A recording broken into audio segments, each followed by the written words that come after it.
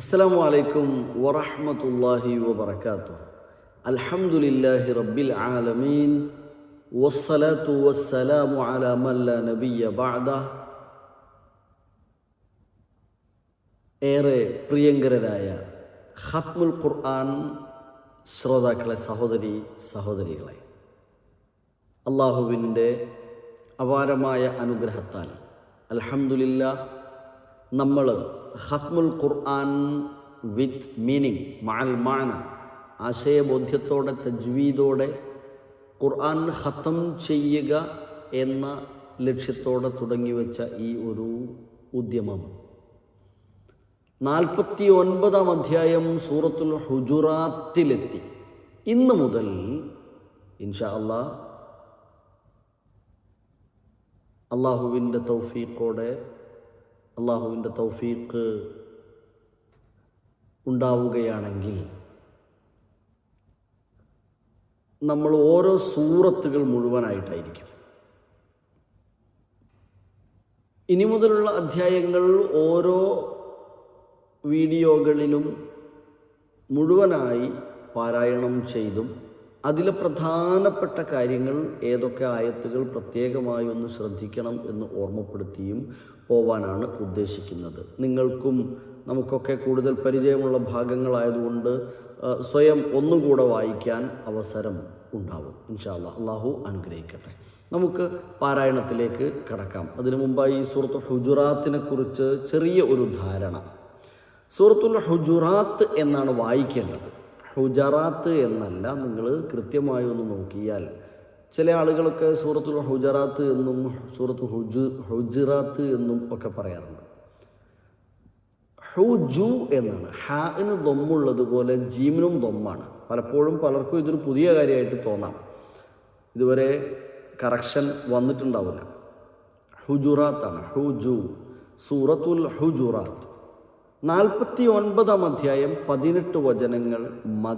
മദനീയയായ അധ്യായം, മദീനയിൽ അവതരിച്ചിട്ടുള്ള അധ്യായം.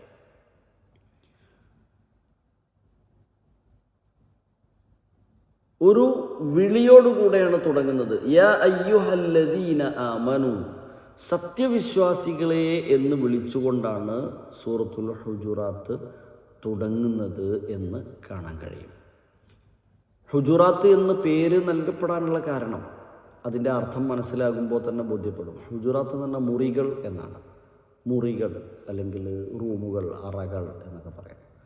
റസൂലുള്ളാഹി സ്വല്ലല്ലാഹു അലൈഹി വസല്ലമയുടെ ഇണകളുടെ റൂമുകൾ മസ്ജിദുൻ നബവിയുടെ മുഅഖിറത്തായിട്ട്, പിന്നിലായിട്ട് ഉണ്ടായിരുന്നു എന്നറിയാമല്ലോ. ആ ചെറിയ കുടിലുകൾക്ക്, വീടുകൾക്ക് അതിനുള്ള പേരാണ് ഹുജുറാത്ത് എന്ന് പറയുന്നത്. അതാണ് റസൂലുള്ളാഹി സ്വല്ലല്ലാഹു അലൈഹി വസല്ലമയുമായി എങ്ങനെ സംസാരിക്കണം, അവർ ശ്രദ്ധിക്കേണ്ട കാര്യങ്ങൾ എന്ത്, ഇങ്ങനെ ഒരുപാട് വിഷയങ്ങൾ ഇതിൽ പറയുന്നുണ്ട്. അതുകൊണ്ട് ആ ഒരു വിഷയം, ആ ഒരു പേര് തന്നെ അതിന് നൽകപ്പെട്ടു എന്ന് വേണമെങ്കിൽ കരുതാം. സൂറത്ത് ഒരുപാട് അദബുകൾ പഠിപ്പിക്കുന്ന അധ്യായമാണ്. അതുകൊണ്ട് തന്നെ സൂറത്തുൽ ആദാബ് എന്നും സൂറത്തുൽ അഖ്ലാഖ് എന്നുമൊക്കെ പേരുകളുണ്ട് എന്ന് പറയപ്പെടുന്നു. ഒരുപാട് ആദാബുകൾ റബ്ബുമായുള്ള, അതുപോലെ റസൂലുള്ളാഹി സ്വല്ലല്ലാഹു അലൈഹി വസല്ലമയുമായുള്ള, അതുപോലെ നമ്മൾ പരസ്പരമുള്ള, അതുപോലെ സമൂഹത്തിൽ പൊതുവെ പാലിക്കേണ്ടതായ വിഷയങ്ങൾ, ഇതിലൊക്കെ കുറേ മര്യാദകൾ, അദബുകൾ പഠിപ്പിക്കുന്ന വളരെ പ്രധാനപ്പെട്ട ഒരു അധ്യായമാണ്. അതുകൊണ്ട് തന്നെ നമ്മളിത് പഠിക്കണം. ഇത് നമ്മുടെ കുടുംബത്തെ, മക്കളെ ഒക്കെ പഠിപ്പിച്ചു കൊടുക്കുകയും ചെയ്യണം ഇൻഷാ അല്ലാഹ്. നമുക്ക് പാരായണത്തിലേക്ക് കടക്കാം. അഊദു ബില്ലാഹി മിനശ് ശൈത്വാനിർ റജീം.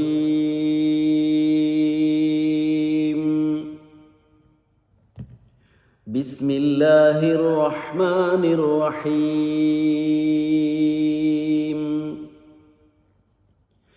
യാ അയ്യുഹല്ലദീന ആമനൂ ലാ തുഖദ്ദിമൂ ബൈന യദയില്ലാഹി വറസൂലിഹി വത്തഖുല്ലാഹ് ഇന്നല്ലാഹ സമീഉൻ അലീം. يا أيها الذين آمنوا لا ترفعوا أصواتكم فوق صوت النبي ولا تجهروا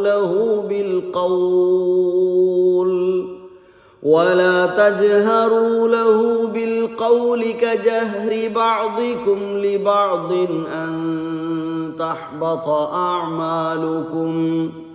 أن تحبط أعمالكم وأنتم لا تشعرون إن الذين يغضون أصواتهم عند رسول الله أولئك الذين امتحن الله قلوبهم للتقوى لهم مغفرة وأجر عظيم إن الذين ينادونك من وراء الحجرات أكثرهم لا يعقلون ولو أنهم صبروا حتى تخرج إليهم لكان خيرا لهم والله غفور رحيم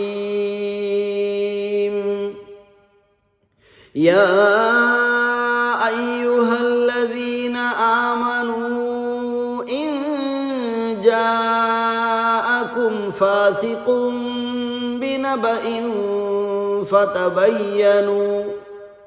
فتبينوا أن تصيبوا قوما بجهالة فتصبحوا على ما فعلتم نادمين واعلموا أن فيكم رسول الله لو يطيعكم في كثير من الأمر لعنتم ولكن الله حبب إليكم الإيمان وزينه في قلوبكم وكره إليكم الكفر والفسوق والعصيان أولئك هم الراشدون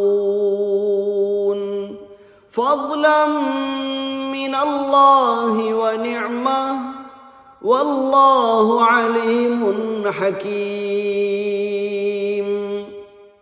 وإن طائفتان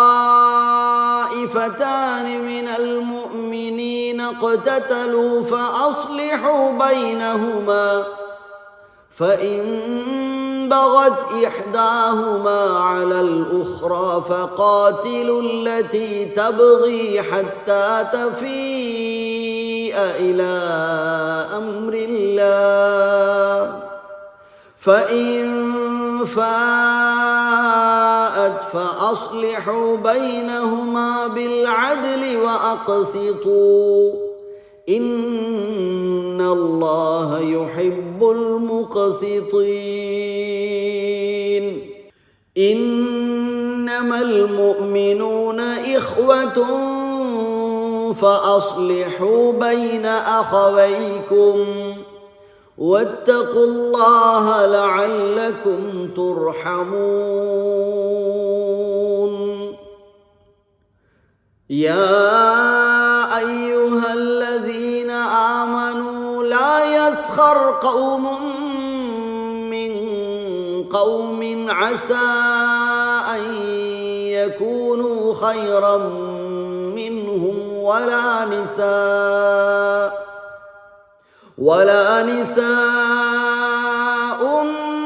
من نساء عسى أن يكن خيرا منهن ولا تلمزوا أنفسكم ولا تنابزوا بالألقاب بئس الاسم الفسوق بعد الإيمان ومن لم يتب فأولئك هم الظالمون.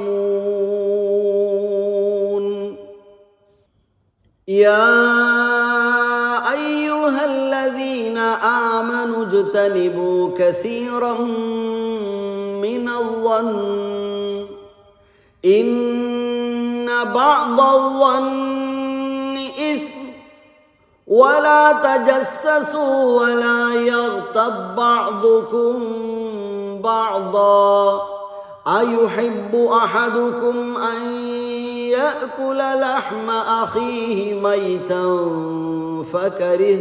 فكرهتموه واتقوا الله إن الله تواب رحيم. يا أيها الناس إنا خلقناكم من ذكر وأنثى وجعلناكم شعوبا وقبائل لتعارفوا إن أكرمكم عند الله أتقاكم إن الله عليم خبير.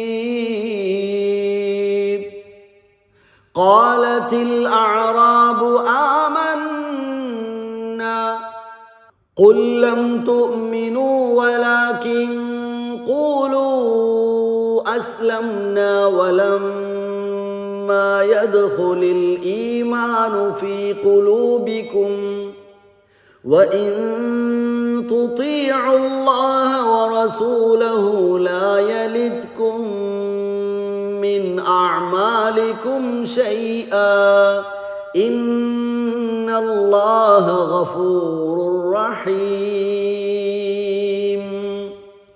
إنما المؤمنون الذين آمنوا بالله ورسوله ثم لم يرتابوا وجاهدوا بأموالهم وأنفسهم في سبيل الله أولئك هم الصادقون. قل أتعلمون الله بدينكم والله يعلم ما في السماوات وما في الأرض والله بكل شيء عليم. يمنون عليك أن أسلموا قل لا تمنوا علي إسلامكم بل الله يمن عليكم أن هداكم للإيمان إن كنتم صادقين. إن الله يعلم غيب السماوات والأرض والله بصير بما تعملون. ഏറെ പ്രസക്തമായ ഏറെ ഗൗരവമായ വിഷയങ്ങളെ ബോധ്യപ്പെടുത്തുന്നു. തുടക്കം മുതൽ പറഞ്ഞു പോരുകയാണ് വേണ്ടത്. എന്നിരുന്നാലും എനിക്കൊരു വചനം വല്ലാതെ എന്നെ സ്പർശിക്കുന്നു. അതേതാണെന്നറിയാമോ? 13-ാമത്തെ വചനത്തിലെ യാ അയ്യുഹന്നാസു ഇന്ന ഖലഖ്നാകും മിൻ ദക്കരിൻ വ ഉൻസ വജഅൽനാകും ശുഊബൻ വഖബായില ലിതആറഫു. തൊട്ട് മുകളിലുള്ള 2 വചനങ്ങളെ ഇതിലേക്ക് ചേർത്ത് വെക്കണം. അവിടെയൊക്കെ സത്യവിശ്വാസികളെ എന്ന് വിളിച്ചുകൊണ്ട് അഭിസംബോധന ചെയ്തിട്ടുണ്ട്. ഇവിടെ യാ അയ്യുഹന്നാസ് എന്നും അഭിസംബോധന തുടങ്ങിയിട്ടുണ്ട്. മനുഷ്യരെ മുഴുവനും വിളിച്ചിട്ട് പറഞ്ഞു, നിങ്ങൾ പരസ്പരം കളിയാക്കുകയോ കുറ്റപ്പെടുത്തുകയോ കുത്തുവാക്കുകൾ ഉപയോഗിക്കുകയോ ഇഷ്ടമില്ലാത്ത മറ്റു പേരുകൾ വെച്ച് അവരെ വിളിക്കുകയോ ചെയ്യേണ്ടവരല്ല. നിങ്ങൾ പരസ്പരം യുദ്ധം ചെയ്ത് രക്തം ചിന്തി കുഴപ്പം സൃഷ്ടിക്കേണ്ടവരല്ല. ഒന്നിൻ്റെ പേരിലും മതത്തിൻ്റെയും ജാതിയുടെയും ഭാഷയുടെയും രാഷ്ട്രത്തിൻ്റെയും രാഷ്ട്രീയത്തിൻ്റെയും ഒന്നും പേരിൽ പരസ്പരം കലഹിക്കേണ്ടവരല്ല. നിങ്ങൾ വ്യത്യസ്ത വിഭാഗങ്ങളും വ്യത്യസ്ത ഗ്രൂപ്പുകൾ, വ്യത്യസ്ത പാർട്ടുകളായി നിന്ന് പ്രവർത്തിക്കുന്നത് പ്രവർത്തനത്തിന് വേണ്ടി, അതല്ലെങ്കിൽ തിരിച്ചറിയുന്നതിന് വേണ്ടി ഒക്കെയാണ്. തിരിച്ചറിയാതിരിക്കുവാനും, അതല്ലെങ്കിൽ ഇന്നത്തെ ഭാഷയിൽ പറഞ്ഞാൽ വേർതിരിച്ചെടുത്ത് അക്രമം നടത്തുവാൻ വേണ്ടിയൊന്നുമല്ല. നിങ്ങൾ ഒരേ മാതാവിൻ്റെയും പിതാവിൻ്റെയും സന്തതികളാണ്. നിങ്ങൾ ഒരേ മാതാവിൻ്റെയും പിതാവിൻ്റെയും. ഇന്ന ഖലഖ്നാകും, നിങ്ങളെ നാം സൃഷ്ടിച്ചത് മിൻ ദക്കർ വ ഉൻസ, ഒരു ആണിൽ നിന്നും പെണ്ണിൽ നിന്നുമാണ്. നിങ്ങളിൽ നിങ്ങളുടെ കൂട്ടത്തിൽ ഏറ്റവും ഉത്തമർ ആയി തിരഞ്ഞെടുക്കപ്പെടുന്നത് ഇവിടെ നിങ്ങൾ കാണിക്കുന്ന ഏതെങ്കിലും മത്സരങ്ങളല്ല, നിങ്ങളുടെ ശക്തിയല്ല, നിങ്ങളുടെ സാമ്പത്തികമല്ല, നിങ്ങളുടെ മറ്റൊരു കാര്യവുമല്ല, ഭൗതികമായ ഒന്നുമല്ല. മറിച്ച് ഇന്ന അക്രമക്കും ഇൻദല്ലാഹി അത്ഖാക്കും, നിങ്ങളിൽ ഏറ്റവും മാന്യരാകുന്നത്, അതല്ലെങ്കിൽ ഏറ്റവും പ്രഗത്ഭരാകുന്നത് അള്ളാഹുവിങ്കൽ, ദൈവത്തിൻ്റെ അടുക്കൽ ആരാണ്? അത്ഖാക്കും, സൂക്ഷ്മതയോടെ ജീവിച്ചിട്ടുള്ള ആളുകളാണ് എന്ന്.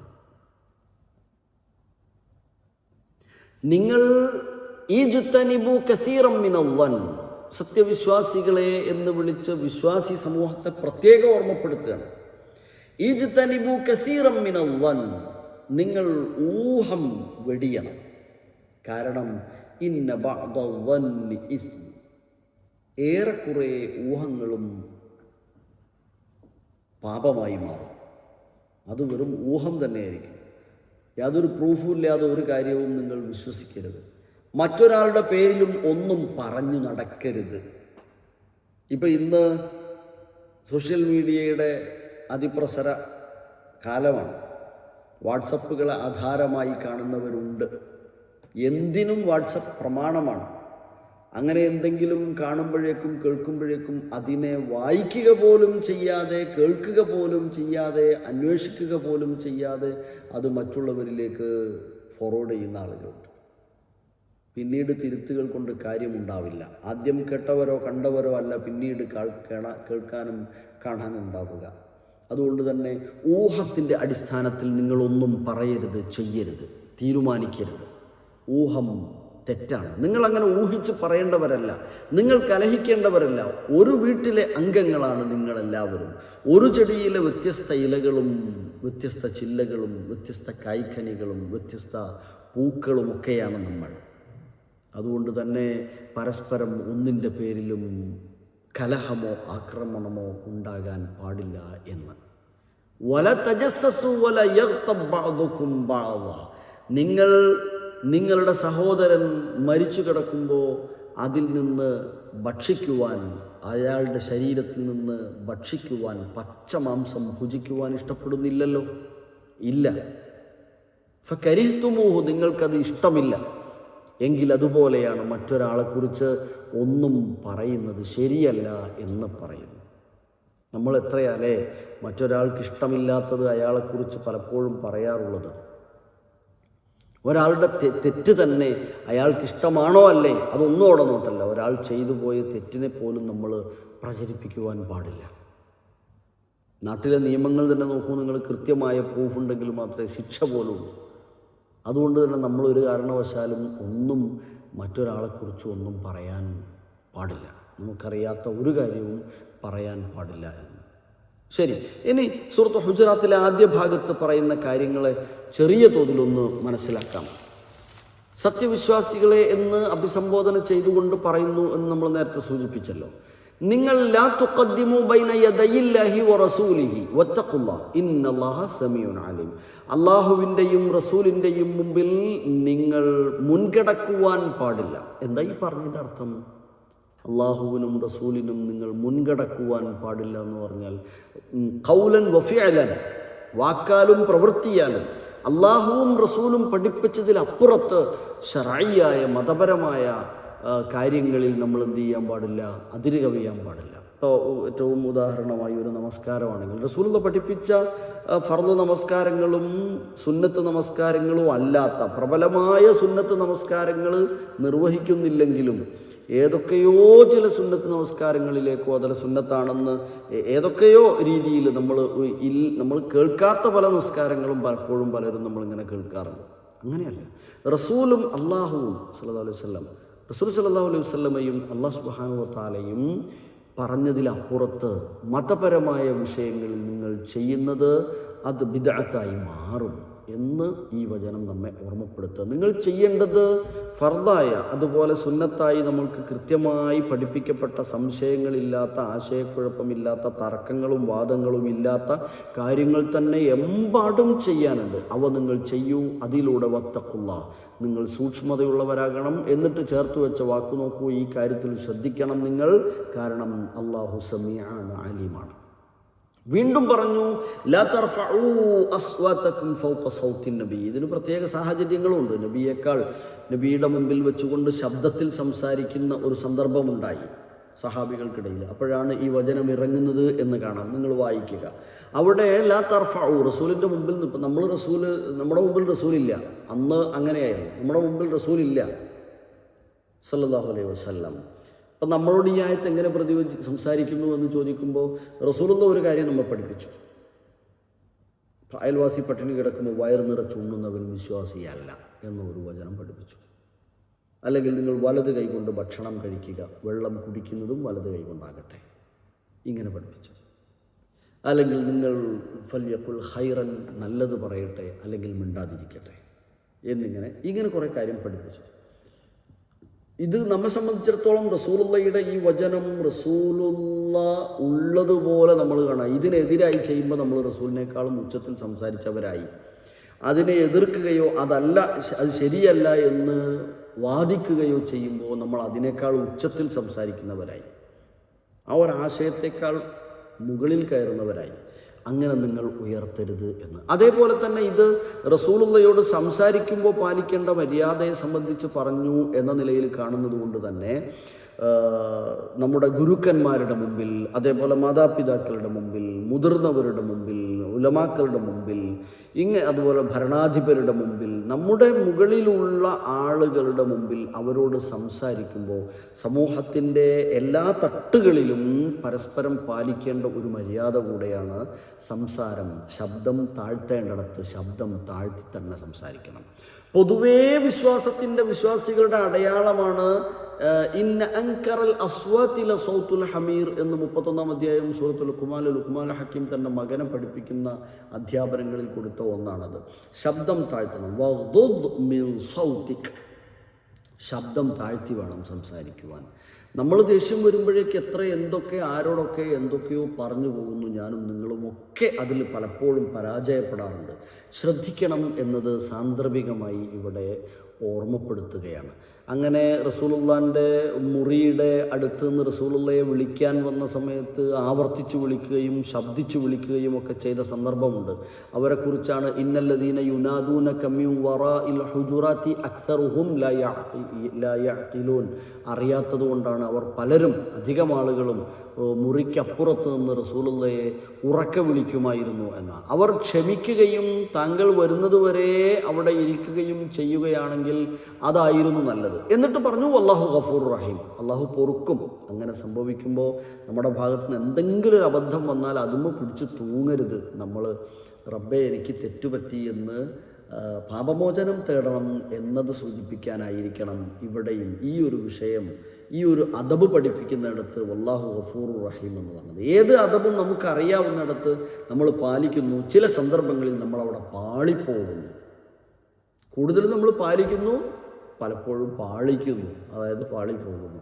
അങ്ങനെ പാളിപ്പോയാൽ അതിൽ പിടിച്ച് തൂങ്ങരുത്, അതിൽ ഉറച്ചു നിൽക്കരുത്. വല്ലാഹു ഗഫൂർ റഹീം, അള്ളാഹു പൊറുക്കുന്നവനാണ്, കരുണ ചെയ്യുന്നവനാണ്. അവനോട് പറയണം റബ്ബേ പുറത്തു തരണമേ. പിന്നെ മറ്റൊരു വിഷയം പറയാം.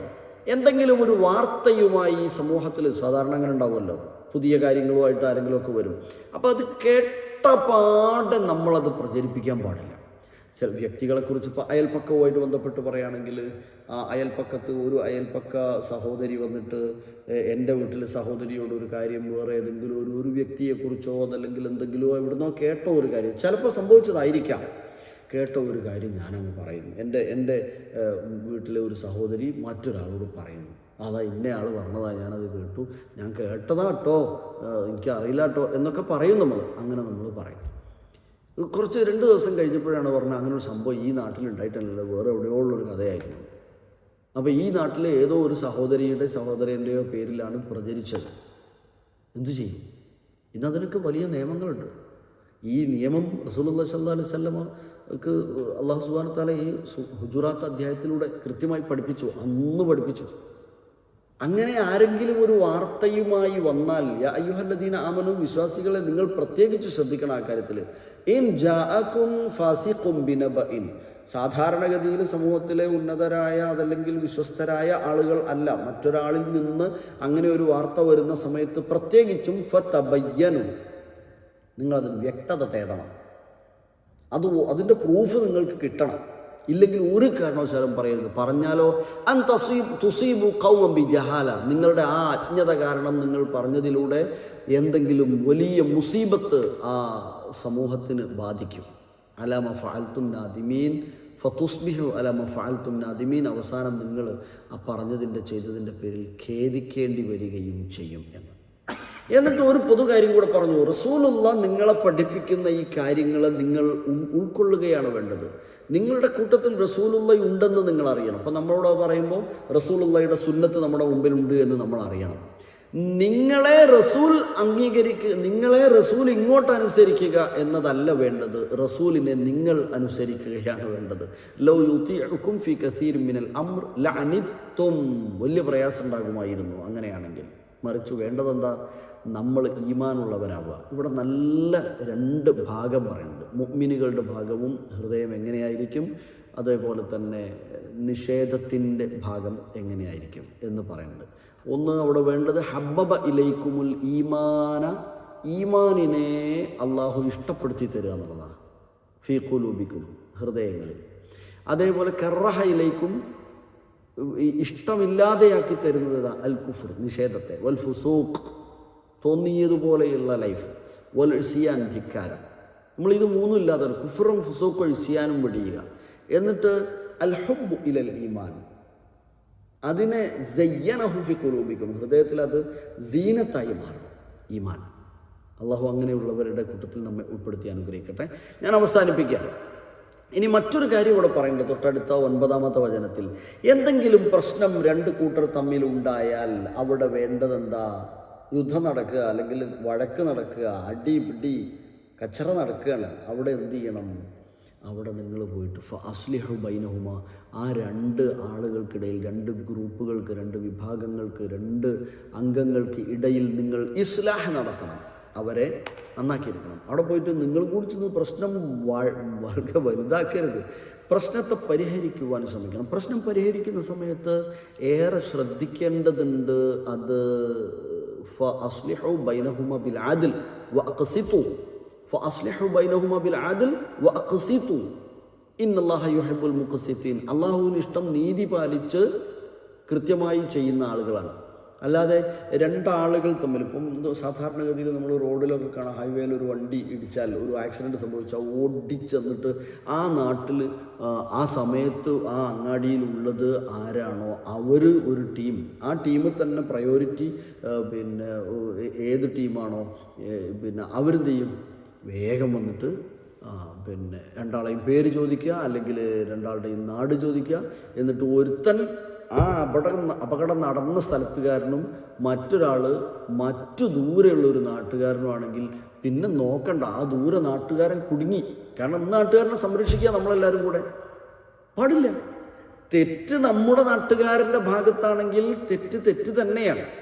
ദൂരെ നാട്ടുകാരനാണ് നമ്മൾ അവിടെ അയാളുടെ ഭാഗത്ത് തെറ്റില്ലെങ്കിൽ അവിടെയാണ് നിൽക്കേണ്ടത്. സ്ഥലം നോക്കിയിട്ട് ഒരിക്കലും നിൽക്കാൻ പാടില്ല, മതം നോക്കിയിട്ട് നിൽക്കാൻ പാടില്ല, നിറം നോക്കിയിട്ട് നിൽക്കാൻ പാടില്ല. ജാതി നോക്കിയിട്ട് നിൽക്കാൻ പാടില്ല. അതൊന്നുമല്ല അവിടെ വേണ്ടത്. മറിച്ച് ബിൽഅദ്ൽ, നീതിയായിരിക്കണം, തെറ്റാരുടെ ഭാഗത്തായിരുന്നാലും. എന്നിട്ട് അവിടെ തന്നെ തെറ്റ് ചെയ്തവനെ തന്നെയും വീണ്ടും വേറെ ഒരു തെറ്റ് മൂന്നാമതൊരു വിഭാഗം ചെയ്യുകയല്ല വേണ്ടത്. പ്രശ്നം പരിഹരിക്കാനുള്ള മാർഗങ്ങളാണ് നമ്മൾ തേടേണ്ടത്. അവിടെ ഒരു ആക്സിഡൻ്റ് ആണെങ്കിൽ അപകടപ്പെട്ട ആളുകളെ ആദ്യം നമ്മൾ മൈൻഡ് ചെയ്യണം. എന്ത് പറ്റി എന്നുള്ളതല്ല, അവർക്ക് പറ്റിയെങ്കിൽ അത് പരിഹരിക്കണം. വാഹനം നീക്കേണ്ടാത്തതാണെങ്കിൽ അത് അവിടെ നിൽക്കട്ടെ, അതിന് അതിൻ്റേതായ മാർഗങ്ങൾ ഒരു ടീം വേറെ ചെയ്യട്ടെ.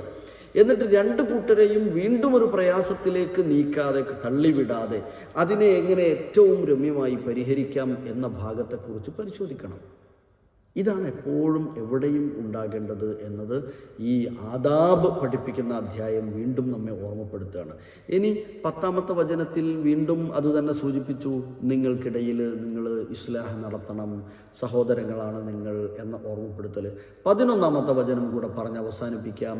ഏറെ ചിന്തനീയമായ വചനമാണ്. ലാ യസ്ഖർ ഖൗമുൻ മിൻ ഖൗം. ഒരു കൂട്ടരും മറ്റൊരു കൂട്ടരെയും കളിയാക്കാൻ, പരിഹസിക്കാൻ പാടില്ല. അസ അൻ യകൂനു ഖൈറൻ മിൻഹും. ഒരു പക്ഷേ കളിയാക്കപ്പെട്ടവരായിരിക്കും കളിയാക്കിയവരെക്കാൾ ഉത്തമരായ ആളുകൾ. കുന്നിൻ്റെ മുകളിൽ കയറി അങ്ങ് ഒരുപാട് ഉയരത്തിൽ, ഏറ്റവും വലിയ മലയുടെ മുകളിൽ കയറി നിൽക്കുന്ന ഒരു സഹോദരൻ താഴെയുള്ള മനുഷ്യരെ നോക്കിയപ്പോൾ വളരെ ചെറുതായി, ഉറുമ്പിൻ്റെ വലിപ്പത്തിലാണ് ആളുകളെ കാണുന്നത്. തീപ്പെട്ടിക്കൂട് പോലെ എന്ന് നമ്മൾ പണ്ട് പറയാറുണ്ട്. അങ്ങനെയാണ് കാണുന്നത് വാഹനങ്ങളെ. അതുപോലെ ആളുകളെ ചെറുതായി കാണുന്നു. എന്നിട്ട് അയാൾ വിളിച്ചു പറയാം, നിങ്ങളൊക്കെ ചങ്ങാതിമാരെ വളരെ നിസാരര, വളരെ ചെറുതാണ് എന്ന് പറയാം. അപ്പോഴാണ് കൂട്ടത്തിൽ താഴെയുള്ള വിദ്വാൻ അല്ലെങ്കിൽ നല്ല അറിവുള്ള ഒരു മനുഷ്യൻ വിളിച്ച് തിരിച്ച് അവനോട് പറഞ്ഞു, മോനെ നീ അങ്ങനെ പറയരുത്, ഞങ്ങൾ ഇവിടെ നിന്ന് നോക്കുമ്പോൾ നിന്നെയും വളരെ ചെറിയ ഒരു പൊട്ടായിട്ടാണ് കാണുന്നത്, നീ വളരെ ചെറുതാ എന്ന് പറയുമ്പോൾ അവന് ബോധ്യപ്പെടുകയാണ്. അപ്പോൾ ഒരിക്കലും നമ്മൾ മറ്റൊരാളെയും കുറ്റപ്പെടുത്തരുത്. കവി സൂചിപ്പിക്കുന്നുണ്ട്, യാ ഐനു എന്ന് വിളിച്ചുകൊണ്ട്, കണ്ണേ എന്ന് വിളിച്ചുകൊണ്ട്, യാ ലിസാനു നാവേ എന്ന് വിളിച്ചുകൊണ്ടൊക്കെ പറയുന്നത് എന്താണെന്നറിയോ? നാവേ, നീ മറ്റൊരാളുടെയും ന്യൂനതയെ കേട്ടാൽ, അറിഞ്ഞാൽ വിളിച്ചു പറയരുത്. നിന്റെ ന്യൂനത അറിയുമ്പോൾ പറയാനുള്ള നാവ് അവർക്കുമുണ്ട് എന്നോർക്കണം. കണ്ണേ, മറ്റൊരാളുടെയും ന്യൂനതയെ നീ കാണുമ്പോൾ അത് വേറെ ആരുടെ മുമ്പിലും പറഞ്ഞു കൊടുക്കരുത്, പ്രദർശിപ്പിക്കരുത്, വഷളാക്കരുത്. കാരണം അവർക്കുള്ള കണ്ണുകൊണ്ട് അവർ നിൻ്റെ പോരായ്മകളെ കാണുന്നുണ്ട്, അവരും പ്രചരിപ്പിക്കുമല്ലോ എന്നോർക്കണം. അതുകൊണ്ട് എപ്പോഴും നമ്മൾ ഓർക്കുക, നമ്മേക്കാൾ ഉത്തമർ എനിക്ക് കുഴപ്പങ്ങളുള്ളത്, അവർക്ക് കുഴപ്പങ്ങളുള്ളതുപോലെ എനിക്കും കുഴപ്പങ്ങളുണ്ടെന്നേ. അങ്ങനെയാണ് മനസ്സിലാക്കേണ്ടത്. അത് കുടുംബജീവിതത്തിലായാലും എവിടെയും നമ്മൾ ഓർക്കേണ്ടത് അതാണ്.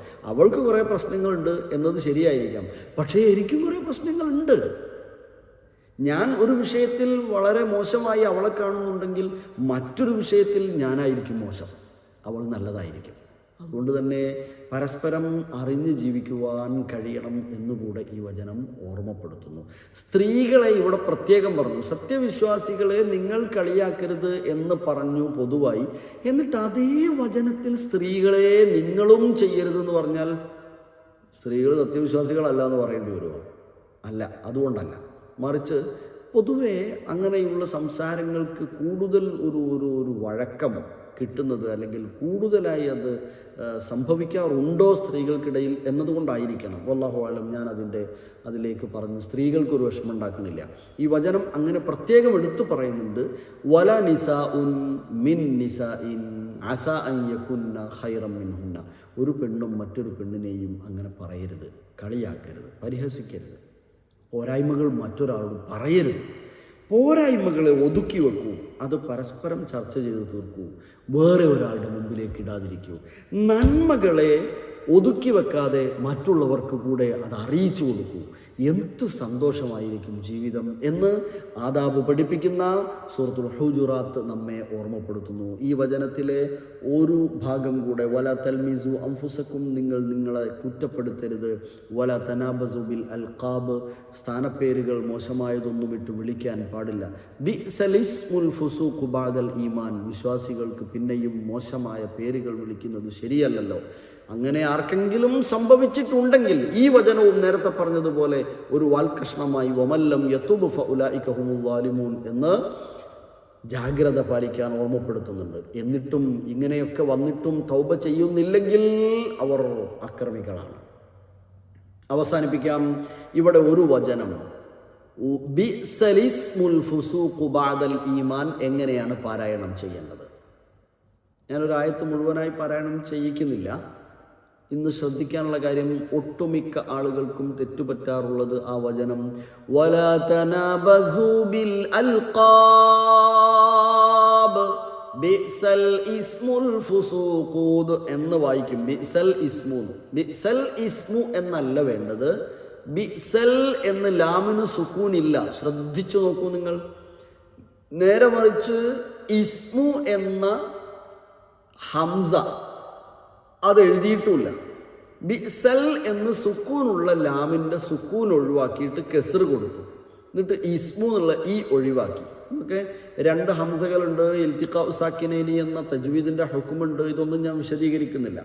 വേണ്ടത് ലാമിന് കെസ്ർ കൊടുക്കുക, ഹംസയെ 2 ഒഴിവാക്കുക. അൽ എന്ന ഹംസയും ഒഴിവാക്കുക. അതുപോലെ ഇസ്മ എന്നതിൻ്റെ തുടക്കത്തിലെ ഇ എന്ന ഹംസയും ഒഴിവാക്കുക. അതിനിടയിൽ അല്ലിൻ്റെ ലാമ് മാത്രമുണ്ട്. ആ ലാമിൻ്റെ സുക്കൂൻ എടുത്തിട്ട് കെസറാക്കി മാറ്റുക. ബിഅ്സലിസ്മു, ലിസ്മു LISM എന്ന് കാണുക. LISMU, ലിസ്മു. ഉദാഹരണത്തിന് പറഞ്ഞാൽ മനസ്സിലാക്കാൻ, ബിഅ്സലിസ്മു ബിഅ്സലിസ്മുൽ ഫുസൂഖു ബഅദൽ ഈമാൻ. ഓക്കെ, അള്ളാഹു അനുഗ്രഹിക്കട്ടെ. ഇൻഷാ അള്ളാഹ് വീണ്ടും 50-ാം അധ്യായം സൂറത്തു ഖാഫിൽ അടുത്ത ദിവസം ദുആ വസിയത്തോടെ, ദുആഓടെ. അസ്സലാമു അലൈക്കും വറഹ്മത്തുള്ളാഹി.